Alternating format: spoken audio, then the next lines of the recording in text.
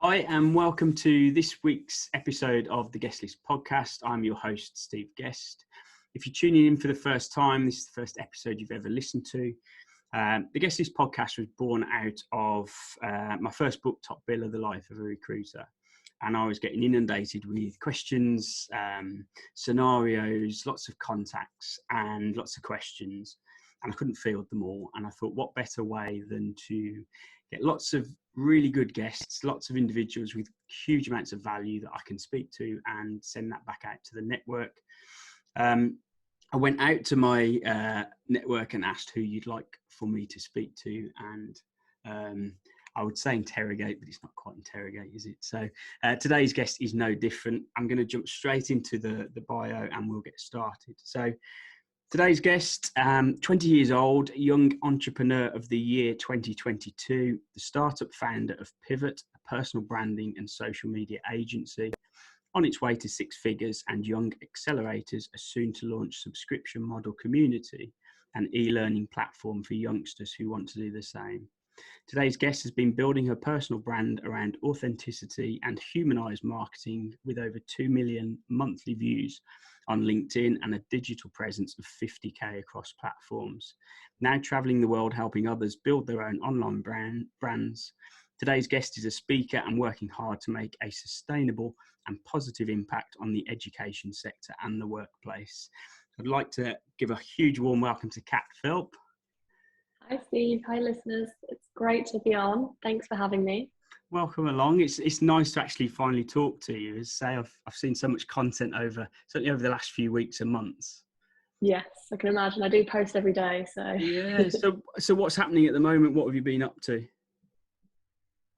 Well, I've not long got back from my travels. I was just in Jamaica. So I am, so at the moment I had a few weeks where I just worked completely, didn't do anything but just got my head down. And then this weekend I went to an event. So a lot of people who might be listening to this might know, but Leah Turner on LinkedIn, I went to her party. So finally let my hair down for a little bit, stayed in Manchester, still am in Manchester, and just working on everything at the moment on scaling the agency.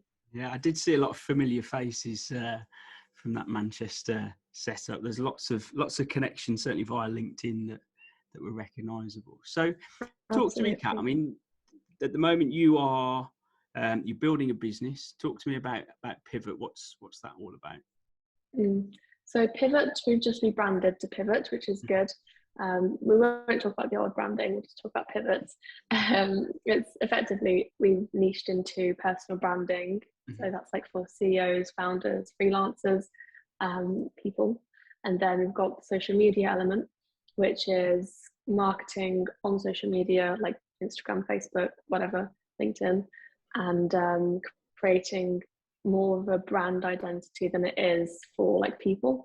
So we'll try and implement some humanized touches into that, because obviously nobody wants to have a boring corporate bland business.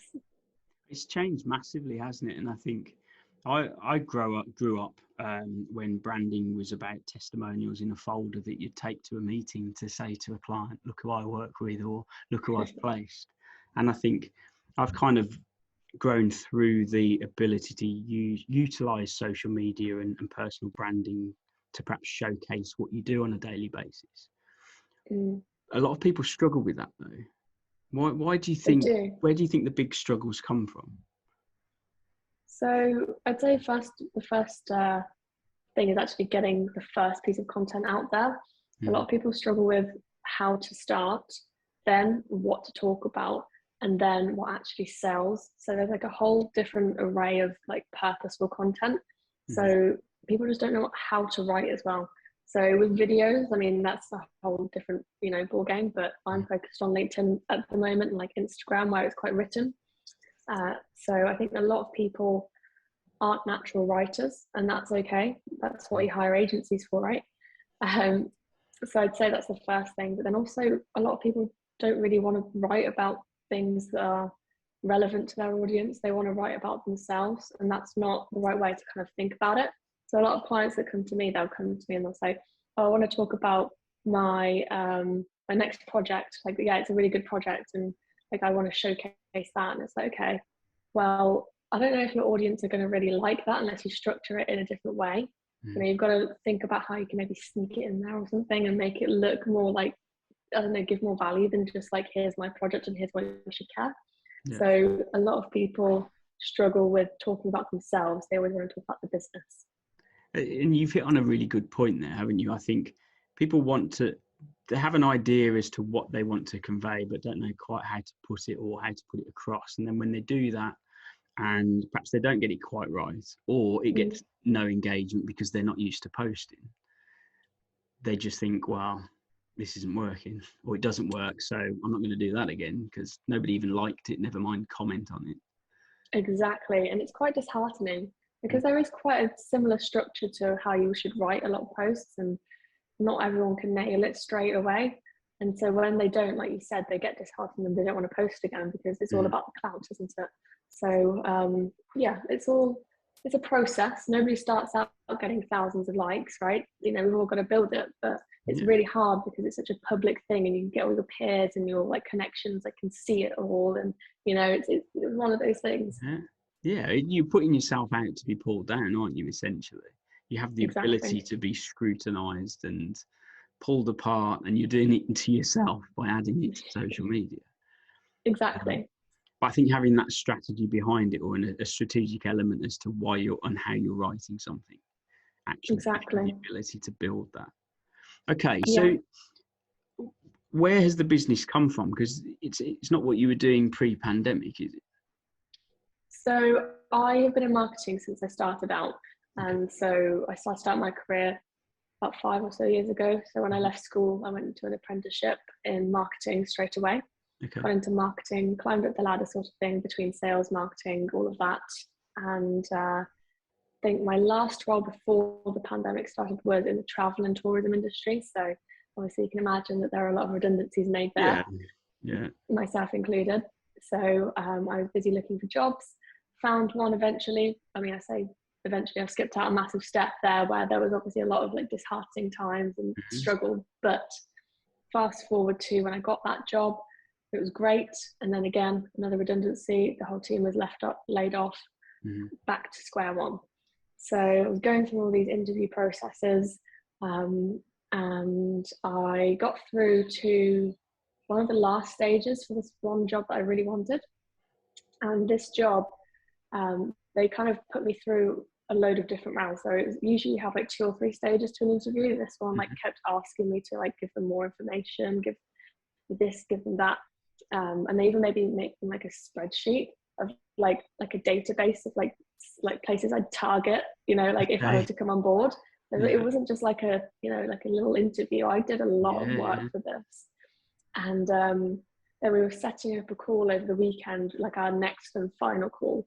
Said, I think I really want to give this to you. How about we do a last like roundup call next week? I said, okay, perfect. How does this time suit?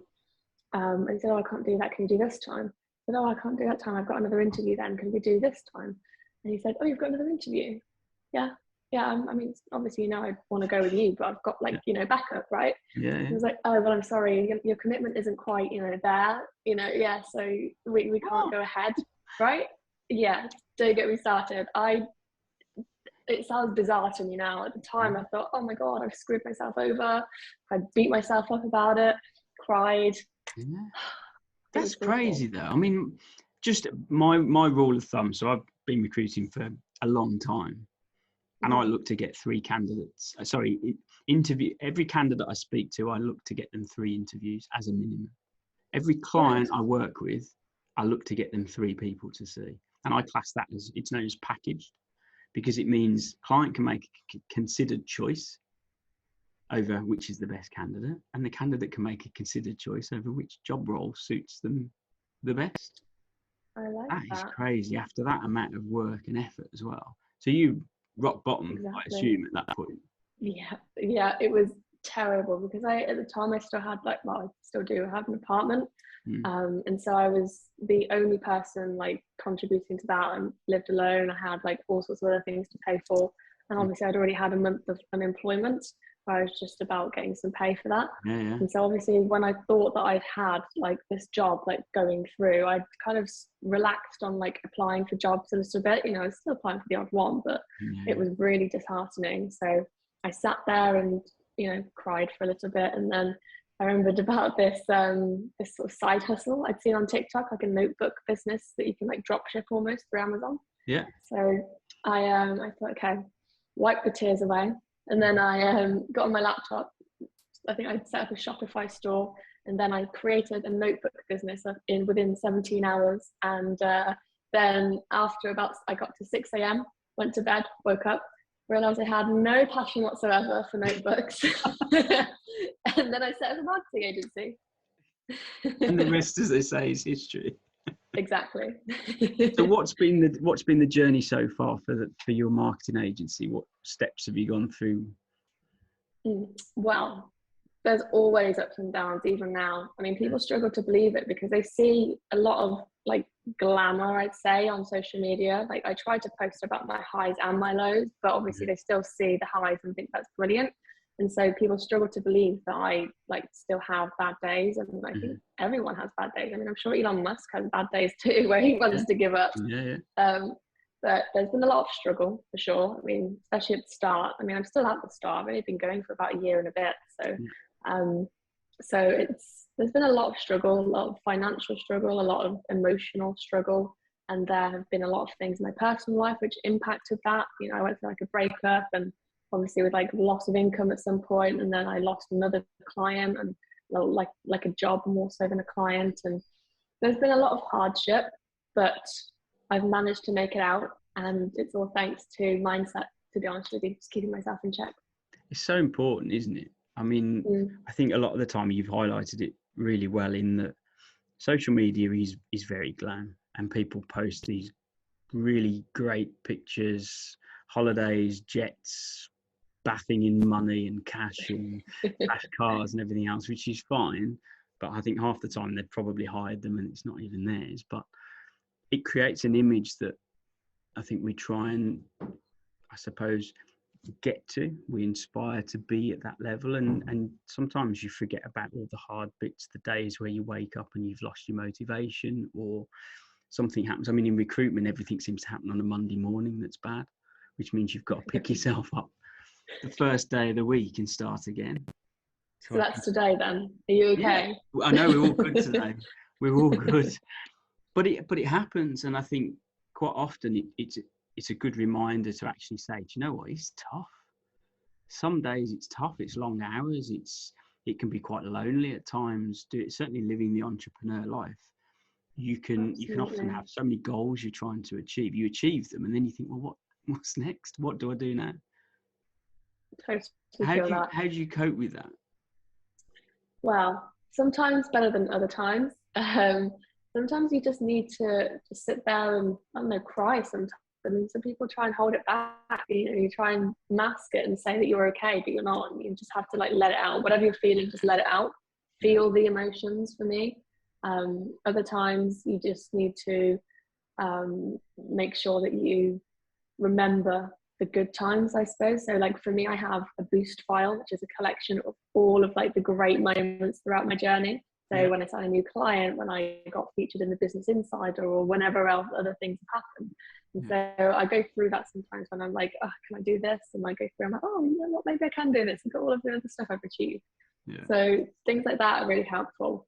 And then just a case of having a set of almost steps that you take that you know will work for you, because everyone works differently. So some people maybe don't want to cry. I mean, that's okay. Not everybody wants to cry, but for me it works. And sometimes like they overwhelm, like you have to identify where it's coming from, and then you can begin to work on it. So that's really worked for me. I have my own set of steps, but you know, create your own. Yeah, and you've got to be aware of them, haven't you? What motivates and what moves you forward. Exactly, awareness.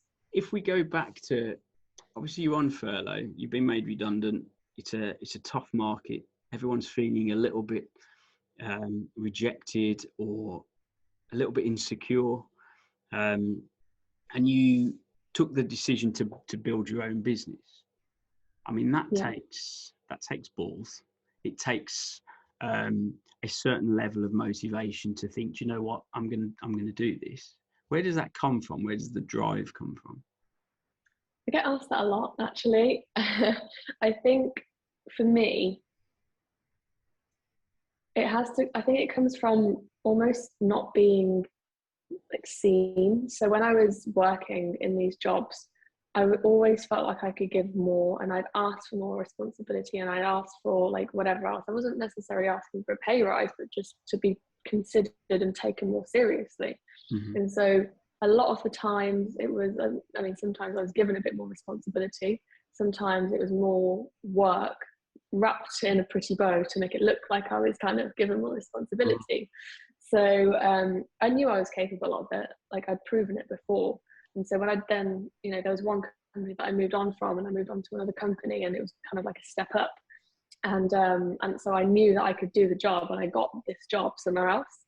And so I was kind of proving myself. I did really well, smashed through all the targets in the first few months, and just, you know, I proved myself worthy. But then after a while, I kind of hit a bit of a point where I couldn't really progress so much in that role, and I was just kind of, a lot of times I've been turned down for like, not necessarily promotions, but like I've asked for more, like I could do more within the business, or could I, like, you know, there's other roles going or something like that.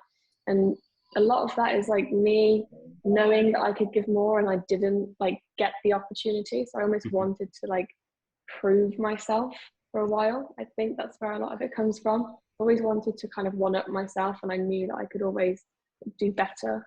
Yeah, I love that though. But I think that's an ingrained idea of always wanting to add more value, whether that's as a personal development perspective or actually employment that you're in. You always want to be that person that's striving for more, striving to be better. And I think if you don't have them opportunities where you are, then that's a good time to think about potential moves or looking for that next step. Obviously, going out and doing it for yourself is great in many ways, because it allows you that freedom. It allows you to bring in your creative flair and everything with that. But you also have the ability to fall far harder, because that level of protection and element around you is removed. Does that motivate you even more? It almost does, yeah. So like at first it was really difficult for me. I wasn't seeing clients for like a few months. Like I didn't get any clients, is what I meant. And so I think I realized early on that I had a weakness of like sales. I didn't want to pick up the phone and speak to anybody because I was so scared that I wasn't going to win them. And so noticing like those weaknesses early on, and like identifying them, seeing how you can work on them or outsource them, was really helpful to me. And so it eliminated part of that risk. And it's all about building a team around you, right? But it is difficult, it's challenging, but I do think it does almost motivate you more, because you have to do something about it. You have to get out of bed, and you have to do well. And so it kind of, I think it motivates me more than it would being in employment. Yeah, the results stop with you, don't they? If you don't go into work, exactly. It's done. Exactly, stuffed. Yeah, completely. So, I mean, you touched on it there in terms of having a team around you. I always ask this of guests on the podcast, and obviously you read about the fact that the people around you, you are the subject of I think it's the 5 people you have around you. You are kind of on a par with those people that you keep the closest. Who would you say around you have perhaps been the biggest inspiration? Who's the person you go to when you're having your good and bad days? Who pushes you forward? Okay, I have a set of different people. I'd say my immediate family and my best friend are my biggest influences, and I go to them for very different things. So I have 2 younger sisters. I go to them for a variety of different reasons, whether that just be like somebody to kind of boost me up, tell me that I'm doing well kind of thing, somebody to cry on or something like that and have a bit of fun with. And then I have my parents. And my dad started out a little bit in business during the first part of his career, so he kind of knows what I'm talking about. So I talk to him about a lot of things, and it's nice to bounce ideas off him. And then my mum, she's just, I don't even know where to start. Like she's just always seen something in me, should I say. I don't know, she's always believed in me.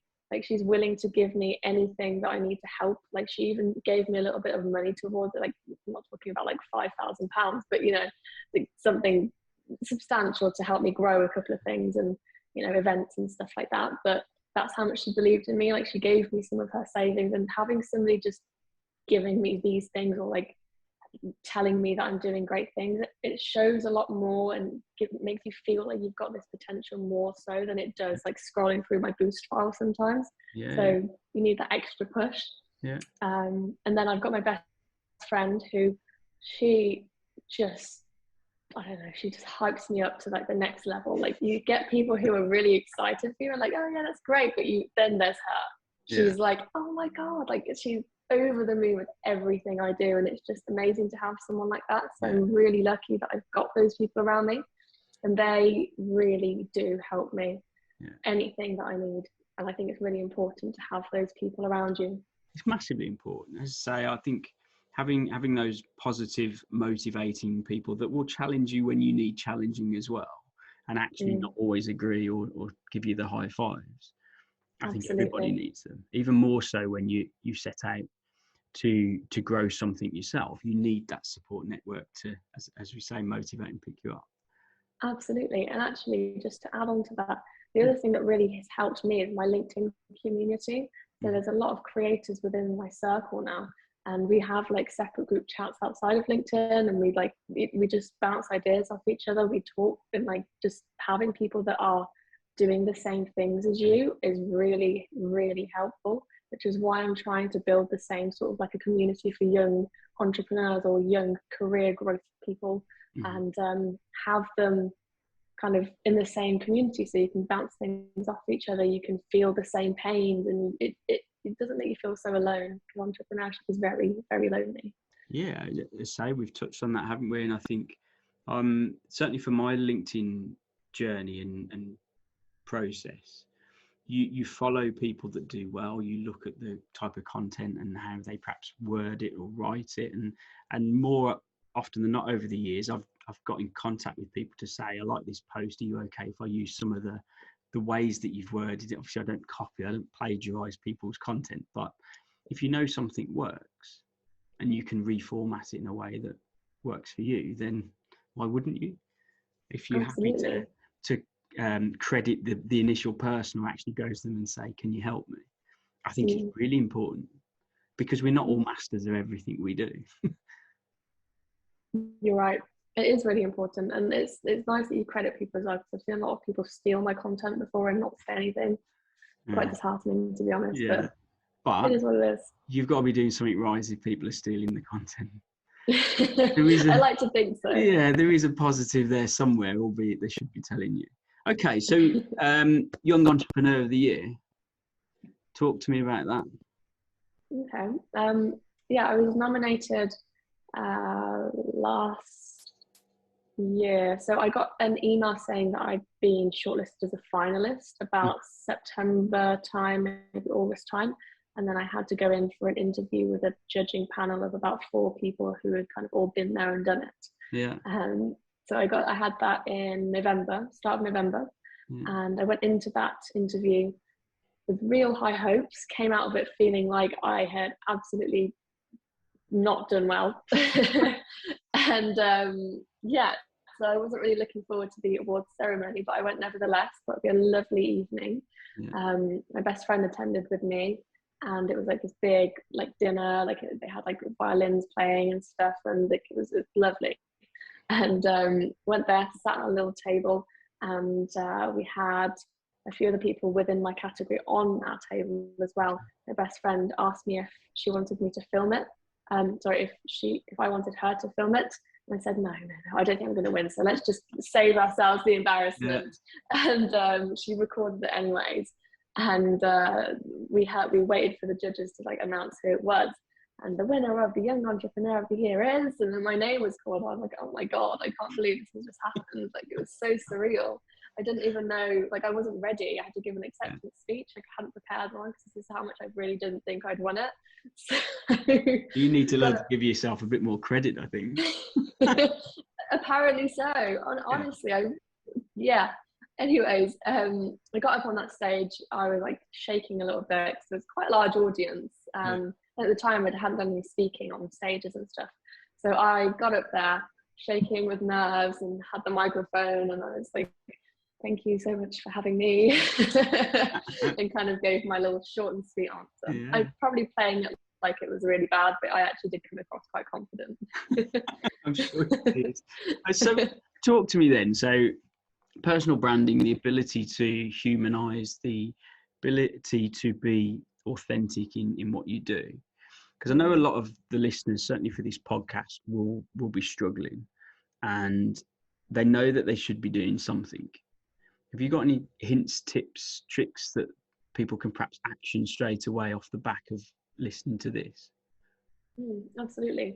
Where I usually start with clients is like what their purpose is with their channels. So like, why are you doing this? What do you want to get out of this? And then what's the purpose for their content? So what do they actually want to be known for?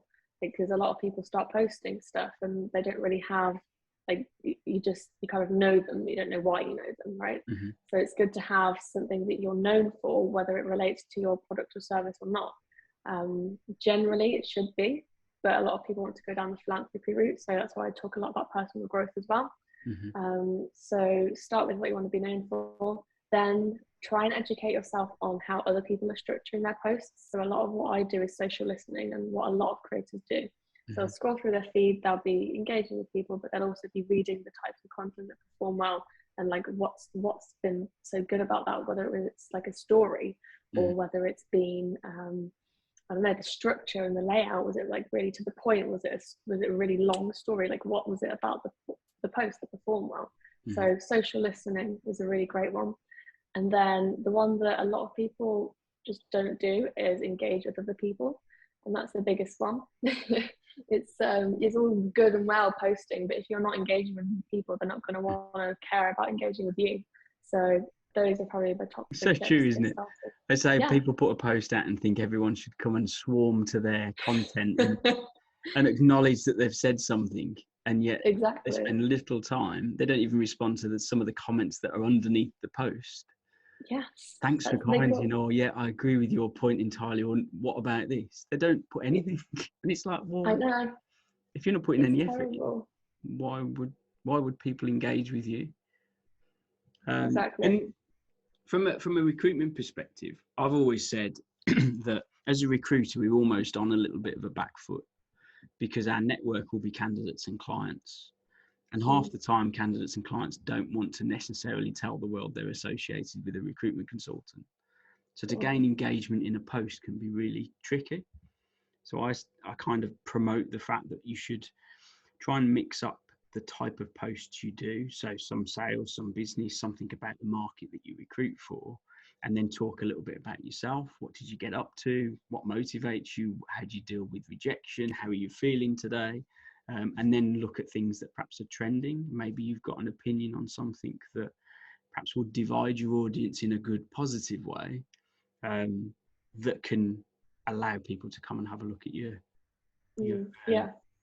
network, your posts, and obviously your profile, and then engage that way. Have you got any other ways in terms of perhaps a recruiter where they're not necessarily going to initially get engagement because we're actively promoting a job role or a company that we're working with or a candidate that we're trying to place? It's a bit of a tricky situation. It is tricky, but I do have a lot of recruiters actually in my portfolio of clients, and this is one of the biggest issues we go through. And what we usually do is we say just try and get some posts out there that are more about you and like your story and your journey, because people will like be a magnet to that, and once they see you, they want to buy from you. So even if it's not people who are in your current portfolio or network, you'll be attracting more people to that portfolio and network, where they can then look, oh, you've got this job available, oh, you posted about this, oh great. So what I like to say is have like 3 or 4 different content pillars of what you talk about. So whether that be relevant to your industry, relevant to your network, or what you do specifically, and then you have content that will attract people in, which is more about yourself, more about your journey. And so each piece of content will have different purpose. So some will sell, some will nurture, some will gain followers, and all of those different posts combined every single week will bring in business, followers, or exposure of some sort. And it's a personal brand for me as well. It's a warmer form of sales because you're in charge of the information that you're putting out there. If you're doing videos as well, which again I know a lot of people aren't particularly fond of, but it's, for me, if you're sat in a client meeting, you're speaking one-to-one, if you're conveying the same structure or the same format in a way that you can create a video and put that out, you're giving that one message to many, not one-to-one. You can attract a larger audience if you're doing things in the right way and you're ethical and honest and upfront and, as we say, authentic. The ability to promote in different ways, video, photos, text, stories, it's having a mix of all of it, isn't it, to allow you to work with the algorithms, whichever is the favored algorithm of that week. Yeah, I agree. And having those different types, like as I said, like serves a different purpose, and people forget about that. So people will just post just sales stuff or just like authentic kind of storytelling stuff. And whilst each of those are good, the first one is too cold and too like nobody wants to buy from that. The second one is people are unsure of what you even sell. They don't really care about what you sell. So you're not going to really get leads either way. So it's finding a balance. And like you said, having different types of ways to promote yourself is really important, because they just make people see a different part of you. And once they feel like they know you, they want to buy from you. And a point I wanted to raise, which is still along that, is 2 million monthly views. That's staggering. Yeah. How long have you been on LinkedIn? I've been on LinkedIn for 3 years, but I've been personally branding myself for about 6 months. 2 million views per month. So I've been on LinkedIn probably since it came out, which was about 14, 15 years ago, I think. Might be longer, but we'll stick with 14, 15 years. And I've got a good network. It's a considerable size. I think we're 31K followers, which is great. I think this year, my content, I'm just short of 1 million, which I'm happy with. 1 million views, 6 months this year. 2 million a month is ridiculous. But it certainly shows everyone that you know what you're talking about. It does. And it's not easy to get to. And to be honest with you, I never would have counted it up until I just sort of started seeing my views. I was like, that's quite good for posts. I was scoring down, more views. Okay, let me count them up. So I downloaded Shield app. I'm not sure if you're familiar with that, but yeah, had a look at that. And it told me how many content views I had for the previous 30 days. And it was just shy at the time of about 1.4 million views for that 1 month. And I was thinking, wow, this is quite impressive. Like I'm actually quite good at this. Yeah, I did think that. I was like, okay. And this is before I did the rebrand, so it was before I really niched into personal branding. So I thought, okay. And I think the biggest thing that a lot of people forget is the consistency. So once you start showing up on people's feed all the time and start talking like you know what you're talking about, people will then be attracted to that. But some people, they post, they ghost, and they never come back until like 3 weeks later when they have something to talk about. So it's all about staying consistent. It's about consistency. It's about keep turning up. And that's what I tell a lot of the recruiters that I mentor, not putting too much significance on any one particular post, whether it succeeds or it doesn't. You learn from it. The ability is to try something new or move on the next time you look to post. Exactly. And it's the consistency of reminding people that you're still there doing what you do for them to be able to come to you as and when they have that need. Exactly. I mean, I like to say that it's a bit like email marketing or social media. You don't just put one newsletter out and then they're done, right? You have to keep consecutively warming and nurturing those leads, just the same way with personal branding. Yeah. What would you say has been perhaps the biggest influential resources that you go to? I don't know whether you read or listen to podcasts or watch YouTube. What would you say are your perhaps go-to people or resources that have helped you along the way? I do read a lot. I haven't read for the past couple of months because I'm just about everywhere, so I can't really read unless I go on my phone. But I'd say videos are really underrated. So a lot of my inspiration and knowledge comes from TikTok, believe it or not. So TikTok's you huge, can isn't it? train. I haven't mastered it. I've dipped in and out. I've tried it. I struggle. Yes, it's a difficult one. I think you have to learn to train your algorithm. So a lot of people don't really, and they're like, oh, I never get any business stuff on my page. And it's like, okay, well, that's probably because of what you're watching. So start following a few business people, and then that sort of stuff will become more relevant to you. So I'd say Stephen Bartlett is the one I always talk about first. One, for mindset. I mean, he doesn't, all the stuff that I consume from him is more about mindset than it is entrepreneurship. And I think that mindset is something that all entrepreneurs will talk about being like the one key thing when you're like focusing on building everything. So all of those tools and the skills and the things he talks about has just been totally invaluable to my growth and the reason I've kept going. So him, in terms of learning from him and implementing, Gary Vee is very motivational. So he'll like shout at you basically, like all these motivational things. And that's sometimes what you need just to like keep pushing through. He makes you feel like you can do anything, you're unstoppable. So definitely recommend listening to him. And there are a couple of other like low key kind of creators that I watch, like just, I don't really have the names off the top of my head, but I'm sure you can find some within your niche. Yeah. Gary Vee I owe a lot to, and I've talked about it in some of these podcasts before, but 2017 I reckon it was, I was hanging around in different circles, lots of property circles, influential people, wealthy people who were doing particularly well.